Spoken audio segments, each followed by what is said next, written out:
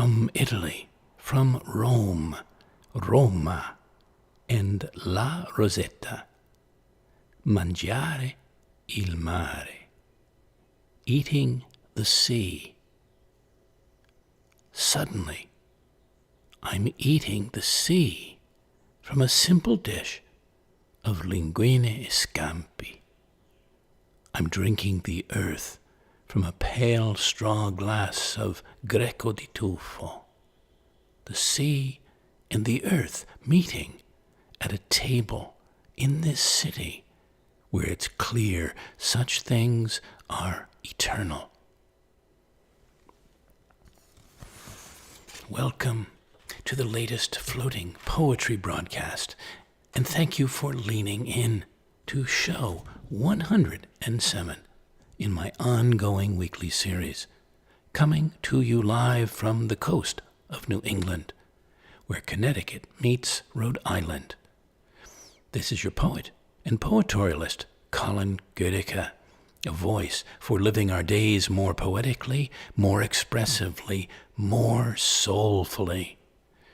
In broadcast 106, we went walking through the world, literally and figuratively, wending our way through landscapes of all kinds, ones made by nature, ones made by man, and the ones inside of us. This week inviting you to come to the table, to tables of varied kinds, where so much happens, and to the table of your life, what you bring to it, what others bring or have meaningfully brought to yours. This and more, from a menu of cultural commentary, poetry, inquiry, and discovery I've created for you, for us, to enjoy. Why don't we start with a piece of a poem by Amy Lowell? It's part of her larger poem, Spring Day. So we'll also, and then partly in a bow to the spring. And this says, Breakfast Table. In the fresh-washed sunlight, the breakfast table is decked and white. It offers itself in flat surrender, tendering tastes and smells and colors and metals and grains, and the white cloth falls over its side, draped and wide. Wheels of white glitter in the silver coffee pot, hot and spinning like Catherine wheels. They whirl and twirl, and my eyes begin to smart. The little white dazzling wheels prick them like darts. Placid and peaceful, the rolls of bread spread themselves in the sun to bask. A stack of butter pats, pyramidal, shout orange to the white, scream, flutter, call yellow, yellow, yellow. Coffee steam rises in a stream, clouds the silver tea service with mist, and twists up into the sunlight, revolved, involuted, suspiring higher and higher, fluting in a thin spiral up the high blue sky. A crow flies by and croaks at the coffee steam.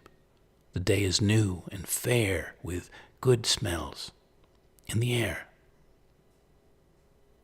Breakfast table. Thank you, Amy Lowell, for that.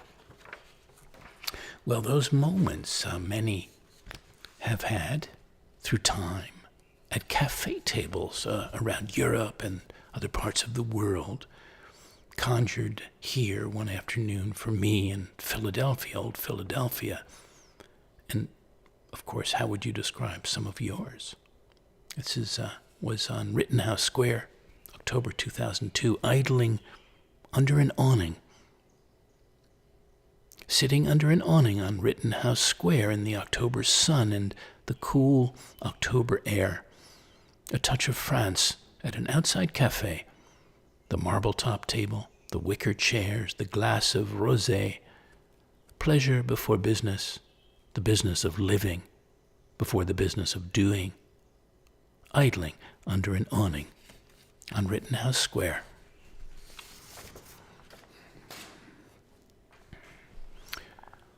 The scene is northern Ontario. Summer. At the opening of a journey to visit dear friends at their cottage in Killarney. and some marvelous native ale and cheese they had at the ready when I came. The poem is Killarney Arriving for Leslie and Tony Layton, my lovely Canadian friends. The round wooden table is set with a Georgian bay breeze, an eye-bright shimmer of sun, brown glass bottles of Mad Tom open and poured, and a wedge of Beamster, 26 years old, older than your sons, that orangely invites, as August and our trio of days together begins.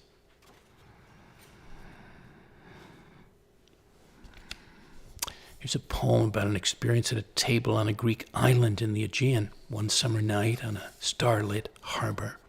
The actor, the mayor, and the lottery seller. For Yanis, Stelios, and Stephanos. Over ouzo, onion pie, cremidopita, octopus, calamari, a wavelet of yogurt with quince. 3 men from this island world, from this island earth, converse, eat, laugh, love at a simple table by the sea, by the moon, by the leave of unseen gods or graces.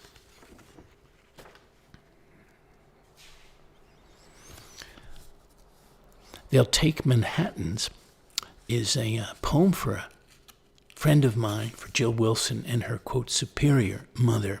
It was composed around a colorful story she told me, a scene I thought worthy of a Woody Allen film. They'll Take Manhattans, of course, referring here, you'll see, to the cocktail. And no Bronx sidecars, too, or Brooklyn lagers. For the sisters, the Ursulines, you said, led by Sister Lucina Joseph, who'd gladly and gaily regularly gather round your mother's table back in the day on Ledgetree Street in Medfield, Mass., in their well-starched habits, dangling rosaries, and drink Manhattans, and praise the Lord with their holy spirits lifted and their laughter filling the late Sunday afternoon air. Would you have liked to have been there or been a fly on the wall, on the proverbial wall? Well, on that note of cocktailing, this was in the summer of 2009 where I was on a floating wilderness journey in a 41-foot fishing boat, the Sue Ann, 3 men in a boat. And we were at anchor in Sanford Cove in the inside passage of southeast Alaska in the deep night stillness of a July. This is called Whiskey and Ice. The tip of an iceberg sits in a bowl on the small table in the cabin. Pure and ancient ice, at least 100 times older than our 12-year-old single malt, that we chip into 3 glasses and sip slowly, reverently. Whiskey and ice. Well, I decided I ought to go to Wikipedia to hear what they might say about the table. So they had a little etymology. The word itself is derived from the Old English tabel, T-A-B-E-L-E, derived from the Latin word tabula, a board, plank, flat top piece, which replaced the Old English board, B-O-R-D. Its current spelling reflects the influence of the French table, table. Well, here's a little interesting history you might like. I didn't know either. Some very early tables were made and used by the ancient Egyptians around 2500 BC, using wood and alabaster. They were often little more than stone platforms used to keep objects off the floor, though a few examples of wooden tables have been found in tombs. Food and drinks were usually put on large plates deposed on a pedestal for eating. The Egyptians made use of various small tables and elevated playing boards. The Chinese also created very early tables in order to pursue the arts of writing and painting, as did people in Mesopotamia, where various metals were used. The Greeks and Romans made more frequent use of tables, notably for eating, although Greek ones were pushed under a bed after use. The Greeks invented a piece of furniture very similar to the guéridon, Tables are made of marble or wood and metal, typically bronze or silver alloys, sometimes with richly ornate legs. Later, the larger rectangular tables were made of separate platforms and pillars. The Romans also introduced a large semicircular table to Italy, the mensa lunata. Well, there's a little table history for you. And I could not but think of Pablo Neruda's wonderful ode to the table. I work out my odes on a four-legged table, laying before me bread and wine and roast meat, that black boat of our dreams. Sometimes I set out scissors, cups and nails, hammers and carnations. Tables are trustworthy, titanic quadrupeds. They sustain our hopes and our daily life. The rich man's table, scrolled and shining, is a fabulous ship bearing bunches of fruit. Gluttony's table is a wonder, piled high with Gothic lobsters. And there's also a lonesome table in our aunt's dining room. In summer, they've closed the curtains, and a single ray of summer light strikes like a sword upon this table sitting in the dark and greets the plum's transparent peace. And there is a faraway table, a humble table, where they're weaving a wreath for a dead miner. That table gives off the chilling odor of a man's wasted pain. There's a table in a shadowy room nearby that love sets ablaze with its flames. A woman's glove was left behind there, trembling like a husk of fire. The world is a table, engulfed in honey and smoke, smothered by apples and blood. The table is already set, and we know the truth as soon as we are called. Whether we're called to war or to dinner, we will have to choose sides, have to know how we'll dress to sit at the long table, whether we'll wear the pants of hate or the shirt of love, freshly laundered. It's time to decide. They're calling. Boys and girls, let's eat. Thank you, Neruda. I would love that. I always love that poem. Glad to share that with you. Well, I have an ode of my own, a favorite table I go back to from time to time in my sense memory, a table at a restaurant I frequented and loved in New York City during my many decades there. Indelible, irreplaceable, the Union Square Cafe, no longer as far as I'm aware. This is the table at Union Square, where conversations were served and feelings unfolded like linen napkins onto our laps, where laughter and tears poured like wine and sparkling water. That table for two up the stairs on the small balcony overlooking bacchanalian revels across the grape-clustered wall, overhearing the happy din of diners below, all the while being looked at through lithe legs by the upside-down gaze of the ruffle-dressed woman acrobating inside her frame. The favorite table where friends or lovers and I sat, eyes embracing eyes, over supper and sometimes long lunches, always with ice-green bottles of acqua di Neppi and salty black raindrops of Niçoise olives. The table I want to remember forever, down at Union Square.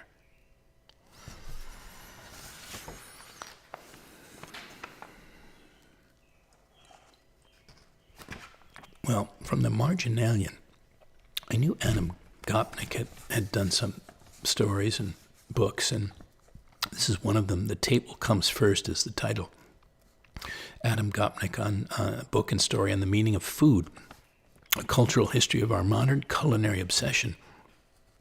Well, they say here, he tours the world and wonderful world of cuisine with all its concomitant socio-cultural phenomena to explore the delicate relationship between what goes on the table and what goes on around it as we come together over our food. Its history, nutrition, philosophy, anthropology, and sociology all rolled up into one delectable streusel of insight and illumination in Gopnik's unapologetically intelligent yet charmingly witty style. I'm just going to give you one slice. He said he explores the two pillars of modern eating, the restaurant and the recipe book at one point, and says, the restaurant was once a place for men, a place where men ate, held court, cooked, boasted and swaggered, and wooed women. The recipe book was traditionally, quote, feminine. The kitchen was the place where women cooked, supervised, gave orders, made brownies to steady and domesticate men. In the myth world of the 19th century, the restaurant existed to coax women into having sex. The recipe book to coax men into staying home. Have a read. So it's a lovely book, Adam Gopnik. Well, and what of those who wait on tables, and those waited on, and the stories and memories and cultural identities of all this? Amy Beeder, Beeder, has this poem, Because Our Waiters Are Hopeless Romantics. The plates are broken after just one meal. Plates that mimic lily pads or horseshoe crabs, swifts, wings, golden koi, whirlpools, blowholes, and rictus, all smashed against the table's edge. Also our chef eschews pepper and salt for violets and vespers, and squid ink and honey from wasps, rare lichen grown in local snow, authentic silt dark from the Nile or Tigris. Surely you know that poultry, if cooked right, will cure most common psychic ills? It's something to do with the feathers. But you're hungry. Come in. Sit. Taste. There's breast of swan for shame. Try a quail tart for rage. Macaw on poached orchids for boredom. And we serve so many other things. There's really nothing you can't order. Goat's feet, orange groves, prophets and smoke. Convent orphans playing violins, flavors of memory, winter and wax, angles of sun, extravagant claims. Don't worry, there's plenty. It's a mysterious feast you attend, but it offers an affable scent of the cauldron, the light of abundance poured over every table and marvelous bar stool. Come in. Now you're getting the gist. At each table's head, that growing pile of shards is not waste, but homage to the potter. The world's a dish to relish, to finish. This conch afloat in broth, a frilly and vertical eye, though portent and probably tainted, is solace, like these towers of loquats and glittering scales, or our bright pan's brash mortal clanging. Blink back the sun and look inside. Our tiny lights don't at all resemble stars. Come in, come sup. You'll never feel full. Thank you, Amy Beeder. Well, I was also curious about the table settings, and I found at Mickey'sLinen.com a little slip of history about this. Tables were often just a simple wooden board held up by supports. The only ornament really used would be a salt cellar. But this one ornament was important for distinguishing the societal importance of those dining at the table. Those who, quote, sat above the salt were considered the most honored members at the table, and those who sat farthest below the salt were considered the lowest class at the table. Unlike today's dining, there were no forks to eat with. The history of the fork when we started using them and how their design changed over time, and spoons and knives were not provided. Each individual would need to bring their own knives and spoons to the gathering. Eating was rather slovenly, where individuals would eat right off their knife or with their hands, and any food scraps would get thrown to the floor. There were no napkins, so individuals would wipe their mouths and hands on their clothing. Well, imagine that. Imagine that today. However, tablecloths were in use in medieval times at higher class gatherings. So then we go to the Renaissance, where the function of the tablecloth shifted. Instead of simply dressing the table, they became a communal napkin. I'm having a hard time picturing that. Individuals strayed away from cleaning their mouths and hands on their clothing and would wipe their hands directly on the cloth. Over time, throughout the Renaissance, this communal napkin shifted and shrunk in size and was no longer a full-size tablecloth, but instead a smaller cloth that a servant would carry on their left arm. In the 1700s, we leave the Renaissance, and the cloth napkin saw a rise, and table manners with how one uses it became a value. In the 1800s, dishes began to vary in height, and heavy candelabras would adorn tables. Flowers began to be expected. And then in the 1900s, creativity really branched out. themed table settings became fairly popular. So I just have some other tidbits for you on the table settings. Well, speaking of that and tableware, Ted Kooser has to me a very beautiful poem I've read many times. It's called The China Painters. They have set aside their black tin boxes, scratched and dented, spattered with drops of pink and blue, and their dried up, rolled up tubes of alizarin crimson, chrome green, zinc white, and ultramarine, their vials half full of gold powder, stubs of wax pencils, frayed brushes with tooth-bitten shafts, and have gone in fashion and with grace into the clouds of loose, lush roses, narcissus, pansies, columbine, on teapots, chocolate pots, saucers, and cups, the good Haviland dishes spread like a garden on the white lace Sunday cloth, as if their souls were bees, and the world had been nothing but flowers. Thank you. Thank you, Ted Kooser.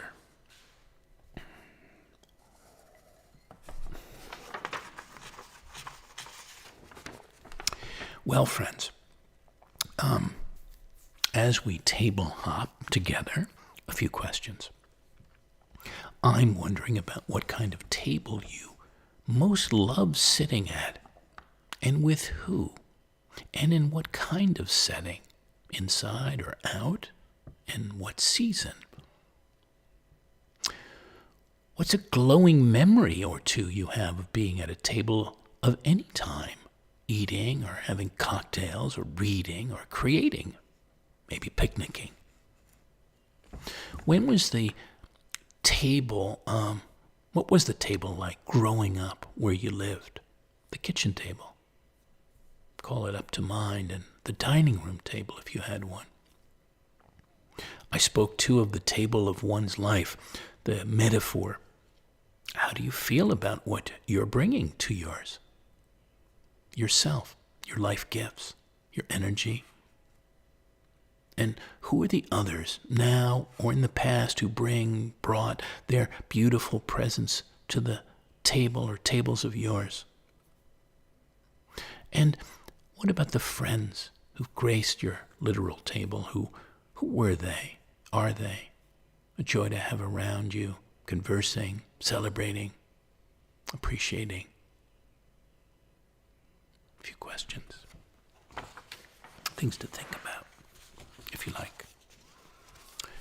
Here's Priscilla Lee's poem, Family Dinner. My mother, the hard-boned Chinese woman, 23 years in this country without bothering to learn its language, buys lean pork ribs, special order at the Hop Sang in Chinatown, and cooks dinner for an extended family of 25 during holidays.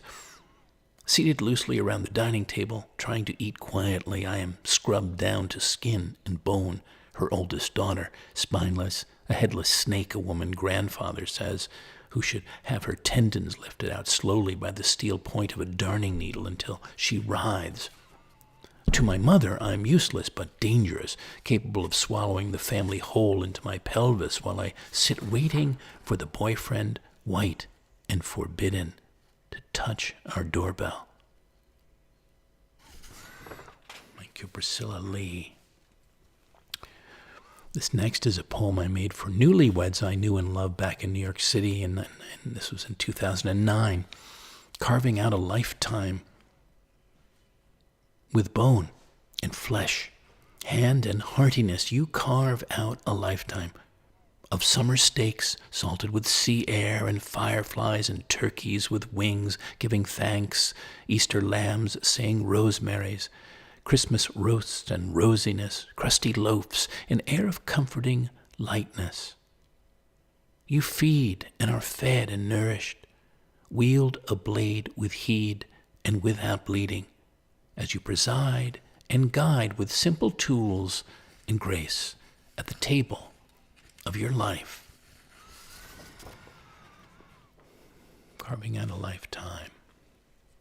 Two films sprang to my mind around our theme. One is My Dinner with Andre. Might you remember that? It goes back to 1981. That film came out. And I went to got two I wanted to mention. And so I went to Rotten Tomatoes, the review site.com, and I looked that up. What did they say about it? Old friends Wallace Shawn, and Andre Gregory haven't seen each other in 5 years and agree to meet for dinner. Andre, a once well-known theater director, dropped out of the New York scene to travel the world, while Wallace stuck around, finding only mixed success as a playwright. As they sit down to eat, Andre launches into a series of fantastic stories from his time away, and Wallace can't help but notice how different their worldviews have become. Well, it's still a wonderful film to watch. I'm actually want to see it again now that I dialed it up around our curating for this show. Well, see it if you haven't, or again if you have. The other film is from 1958. I think there was one done subsequent, but the 58 film, Separate Tables. It's based on a Terence Rattigan play. And here's the squib about it. During the off-season at the British seaside boarding house, the Beauregard Hotel, the secrets of some guests are exposed. Lovely but vulnerable Rita Hayworth travels to the hotel in hopes of starting over with her husband, Burt Lancaster, but does not know that he's already engaged to Wendy Hiller, the manager of the hotel. Meanwhile, Mrs. Railton Bell, played by Gladys Cooper, and her daughter Sybil, Deborah Kerr, discover the hidden truth about war veteran Major Pollock, played by David Niven. It's a great character study. Separate Tables. Well, here's Table for Two. This is a poem I wrote for dear friends, April and Brad Hammer, on their second wedding anniversary. And today, this very day, would have been their third. But as some know from my honoring of him in my Goodbyes and Farewells broadcast number 104, he's now, alas, no longer with us. Table for Two. By the window, by the sea, in the sunlight or moonlight, either will do, as long as we're close together.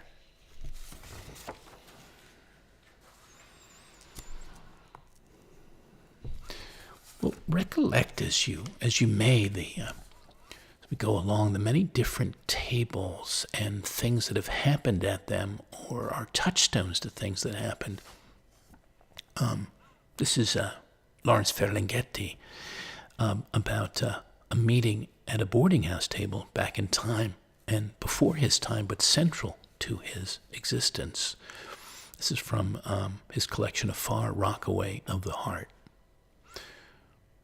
Driving a cardboard automobile without a license at the turn of the century, my father ran into my mother on a fun ride at Coney Island, having spied each other eating in a French boarding house nearby, and having decided right there and then that she was right for him entirely, he followed her into the playland of that evening, where the headlong meeting of their ephemeral flesh on wheels hurtled them forever together, and I, now in the back seat of their eternity, reaching out to embrace them.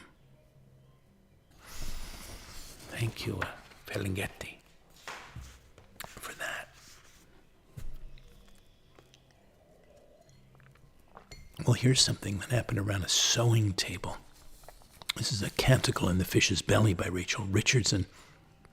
How to get to it. The heart within the corset made of whalebone and Parisian leaded satin, winter weight. I can barely breathe.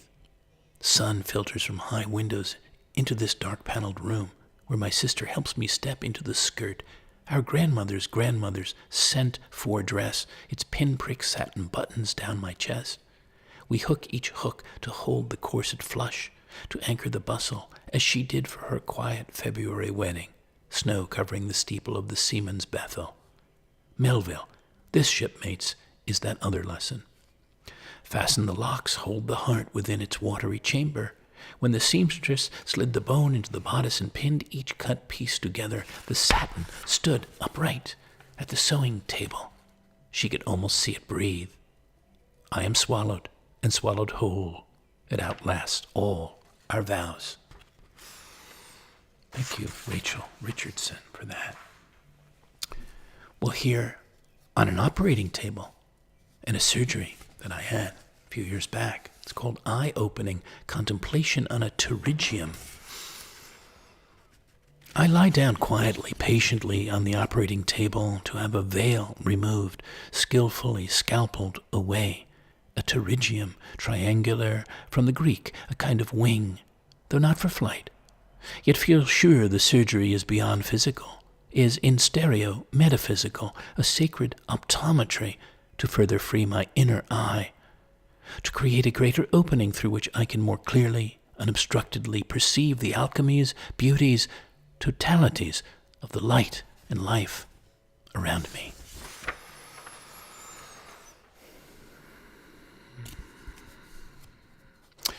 What about the iconic or interesting things we chance to find, unexpectedly come across on a table of some kind?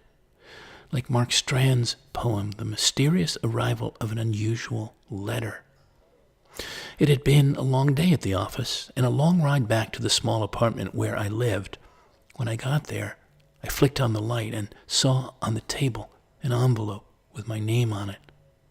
Where was the clock? Where was the calendar? The handwriting was my father's, but he had been dead for 40 years. As one might, I began to think that maybe, just maybe, he was alive, living a secret life somewhere nearby. How else to explain the envelope? To steady myself, I sat down, opened it, and pulled out the letter. Quote, "Dear son," was the way it began. "Dear son," and then nothing.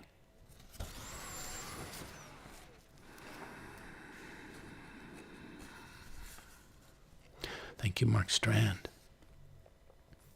Maybe contemplate, as I do, more than a little, all the friendships made or shared, shaped, honored, expanded around a table.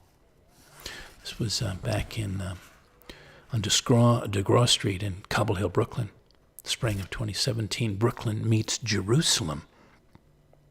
At a table in a once German church, reverently last century Lutheran, now with a free-spirited mix of modern brethren, 3 women, an Indian, a Malaysian, and one from Sweden, and 3 men from the high city, the green country, and one from Oz.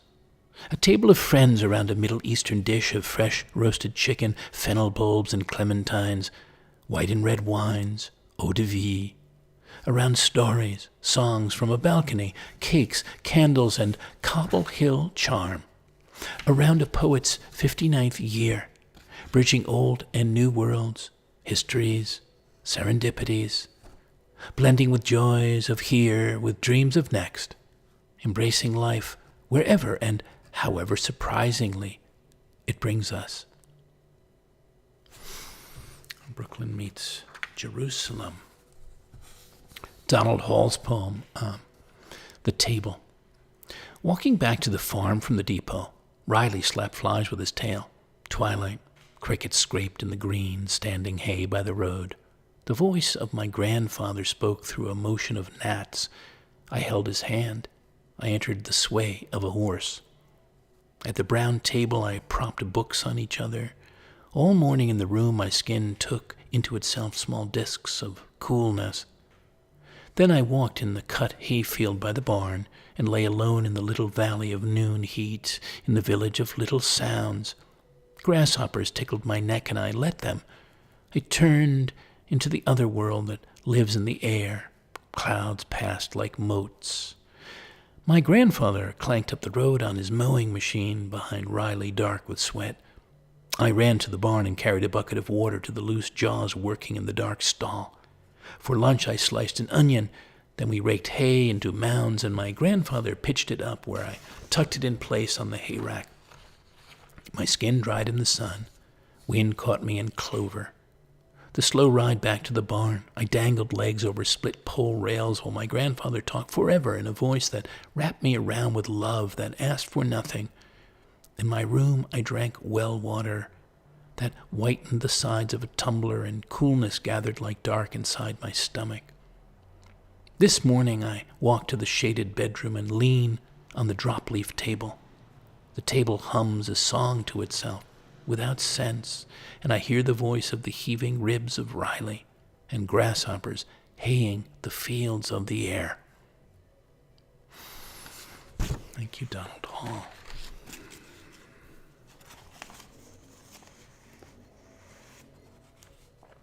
Well, what tables of memory, my friends, are resonant in some way inside you, maybe deep inside.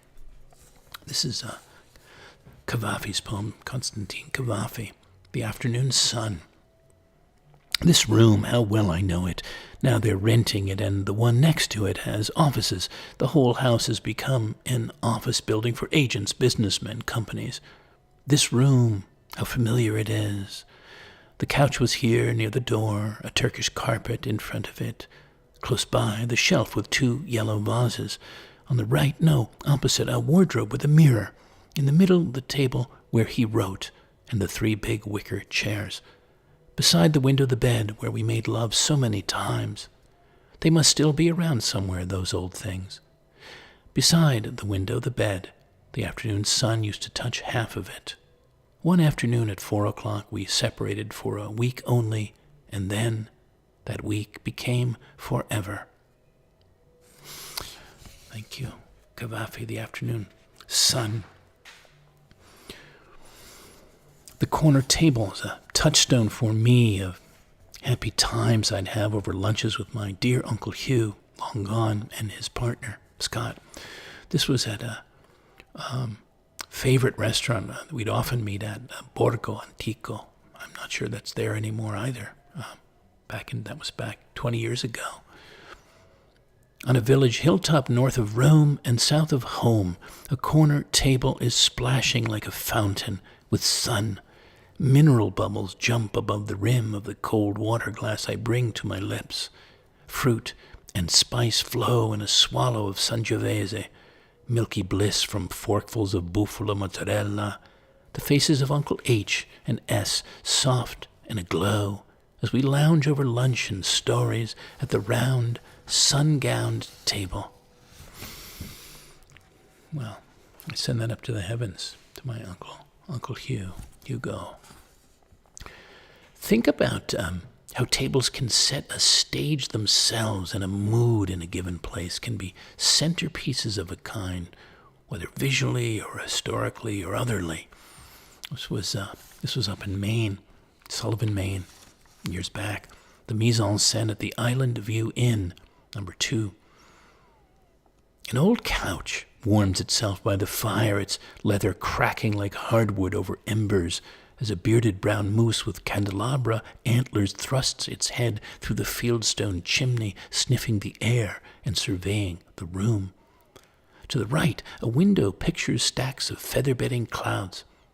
A King Charles Spaniel takes the sun warming in through the blue screen door, near a long Yankee breakfast table set for the view and polished like the now glistening bay. Far to the left sits a large jar of walking sticks that fan out like so many flowerless stems, with an out-of-time umbrella, black and matronly, nibbled by moths in 08 or 09, that breaks the pattern of whittled wood. Only the sound of the little brass clock ticking 12:30 above the still ship's bell counterpoints the silence. I wonder if that inn is still there. Go back there sometime. Very beautiful time there. Okay. Well, I also pondered tables of earth. If you know it, and by that reference, whether they're buttes, flanks of a mountain that have flat tops, flat land, wondering what your experiences of being on any of those might be. Well, here's a couple, one of mine and some others. This is from the Netherlands, from the village of Dalfsen, one summer, a quarter century ago. Dalfsen. You step back in time through a Paulus Potter landscape, a serene green table of baize lapped with layers of Delft blue air and antique clouds of milk and cream, water, windmills, and grazing cows rolling out beyond view. Here's a southern table of land, a Mississippi floodplain. This is Bruce Bond's poem, The Delta. If you are going there by foot, prepare to get wet. You are not you anymore. You are a girl standing in a pool of clouds as they catch fire in the distance. There are laws of heaven and those of place, and those who see the sky and the water, angels and ashes that are the deltas now. They say if you sweep the trash from your house after dark, you sweep away your luck. If you are going by foot, bring a stick, a third leg, and honor the great disorder, the great broom of waterfowl and songbirds. Prepare to voodoo your way best you can, knowing there is a little water in things you take for granted, a little charity and squalor for the smallest forms of life. Voodoo was always mostly charity. People forget. If you shake a tablecloth outside at night, someone in your family dies. There are laws we make thinking it was us who made them. We are not us. We are a floodplain by the Mississippi that once poured slaves upriver to the fields. We are a hurricane in the making. We could use a magus who knows something about suffering, who knows a delta's needs. We understand if you want a widow to stay single, cut up her husband's shoes. He is not himself anyway and walks barefoot across a landscape that has no north.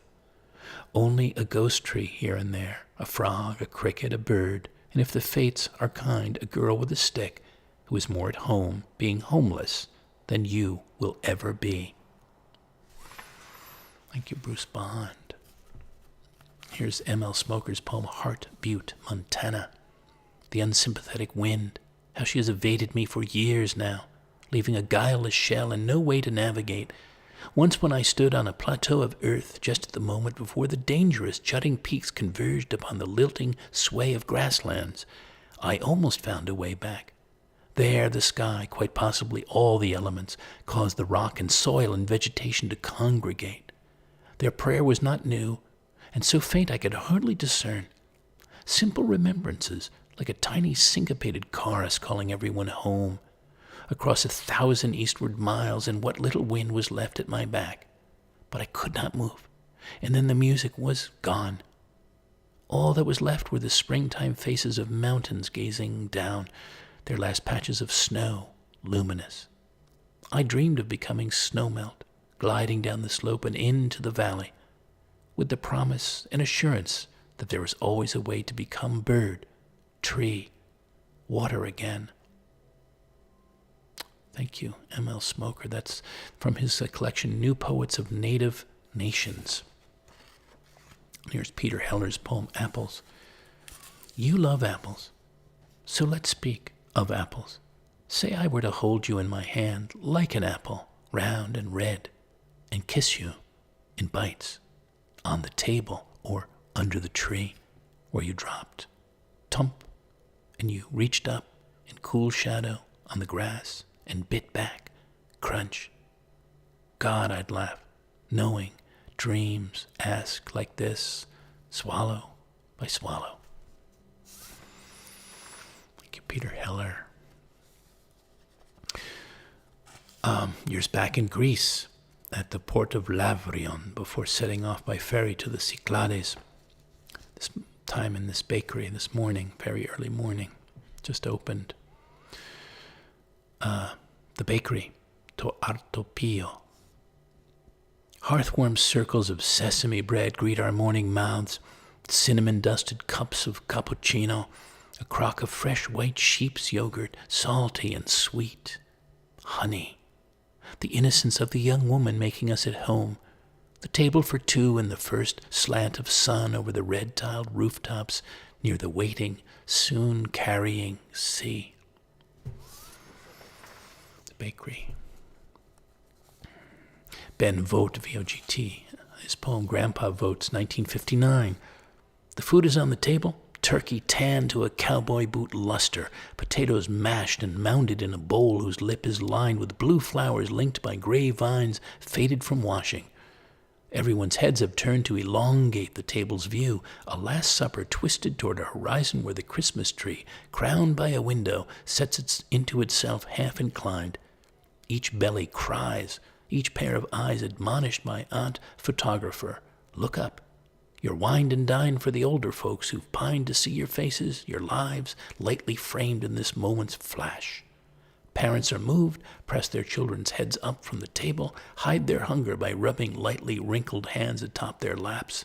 They'll hold the image as long as need be, seconds away from grace. Thank you. Ben Vogt.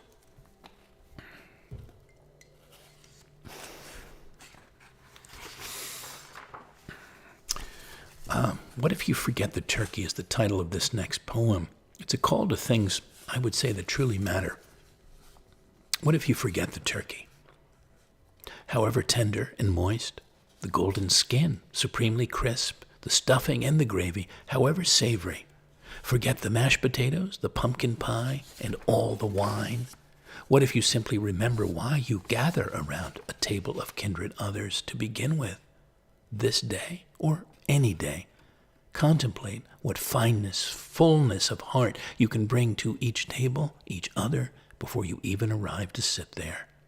What good stories and nourishing reveries, poetries you can spread out on, sing out to the table. How greatly it matters. Every day you're here, every time you take time, make room to feast on your life, to toast your one and onlyness and the lives and specialness of the others, dear and near or far, who make it all the more joyful, flavorful, worthwhile, while you're here on earth. What say you, my friends? What say you about that?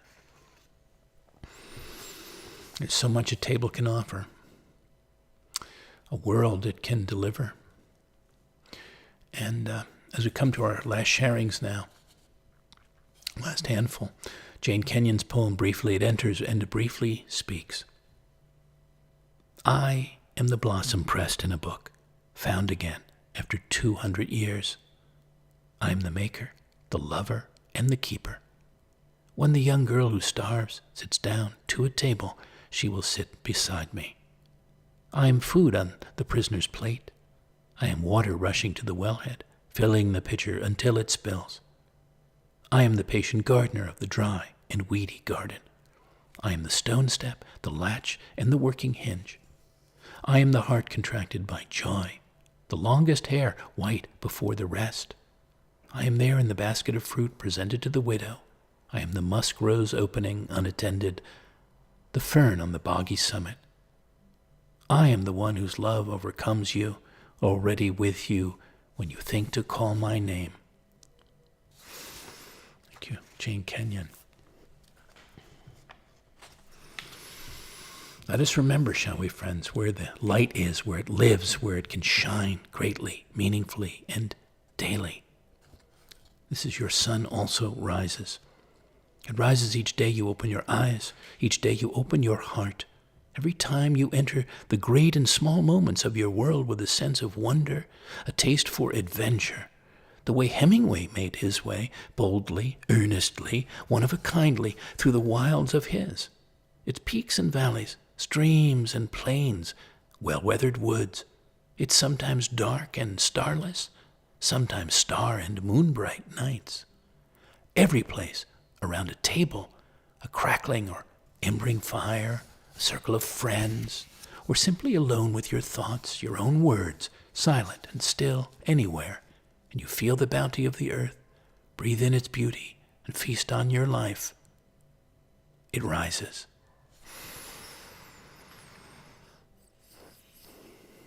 And one more poem from Rome, another resonant moment, memory, just as we began the show with a somewhat timeless one. This was on in Rome in September 1997, Trattoria Anno Domini. 1,000 years later, on the Via del Gesù, two Roman noses, uno piccolo, uno grande, converse across a table, hands waving like wands in movements ancient and familiar. Joy Harjo. Perhaps the world ends here. The world begins at a kitchen table. No matter what, we must eat to live. The gifts of earth are brought and prepared, set on the table. So it has been since creation, and it will go on. We chase chickens or dogs away from it. Babies teethe at the corners. They scrape their knees under it. It is here that children are given instructions on what it means to be human. We make men at it, we make women. At this table we gossip, recall enemies and the ghosts of lovers. Our dreams drink coffee with us as they put their arms around our children. They laugh with us at our poor, falling down selves as we put ourselves back together once again at the table. This table has been a house in the rain, an umbrella in the sun. Wars have begun and ended at this table. It is a place to hide in the shadow of terror, a place to celebrate the terrible victory. We have given birth on this table and have prepared our parents for burial here. At this table we sing with joy, with sorrow. We pray of suffering and remorse. We give thanks. Perhaps the world will end at the kitchen table while we are laughing and crying, eating of the last sweet bite. Thank you, Joy Harjo. Wonderful. May Sarton, the work of happiness, next to last. For now, I thought of happiness, how it is woven out of the silence and the empty house each day, and how it is not sudden and it is not given, but is creation itself, like the growth of a tree. No one has seen it happen, but inside the bark another circle is growing in the expanding ring. No one has heard the root go deeper in the dark, but the tree is lifted by this inward work, and its plumes shine, and its leaves are glittering. So happiness is woven out of the peace of hours and strikes its roots deep in the house alone. The old chest in the corner, cool waxed floors, white curtains softly and continually blown as the free air moves quietly about the room, a shelf of books, a table, and the whitewashed wall. These are the dear familiar gods of home, and here the work of faith can best be done. The growing tree is green and musical. For what is happiness but growth in peace? The timeless sense of time when furniture has stood a life's span in a single place, and as the air moves, so the old dreams stir the shining leaves of present happiness. No one has heard thought or listened to a mind, but where people have lived in inwardness, the air is charged with blessing and does bless. Windows look out on mountains, and the walls are kind. Thank you, May Sarton. That was from her collected poems, 1930 to 1993.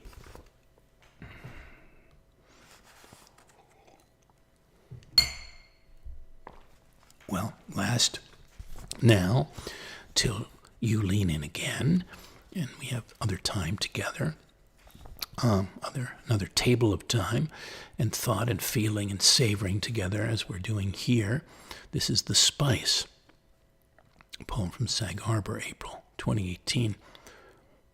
The zest, the seasoning, the piquancy and pungency, tang and zing of being, from ancient to present redolent time.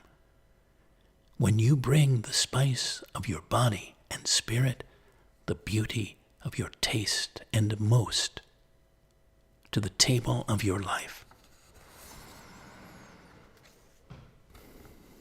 Thank you again for leaning in, floating in, and feeling in, and for the appreciations of all kinds you express, from sharing the shows with others to donating. If you'd like to offer a comment, compliment, or question, I'll be happy to have it. My email is colin@thepoetorialist.com. To express your thanks with a contribution, they help me keep these free programs going. You can donate with ease by Venmo to fivefold at pipeline.com, or by PayPal, or directly through my site, thepoetorialist.com, and the Donate tab, or simply by mail to me at P.O. Box 1032, Westerly, Rhode Island, 02891.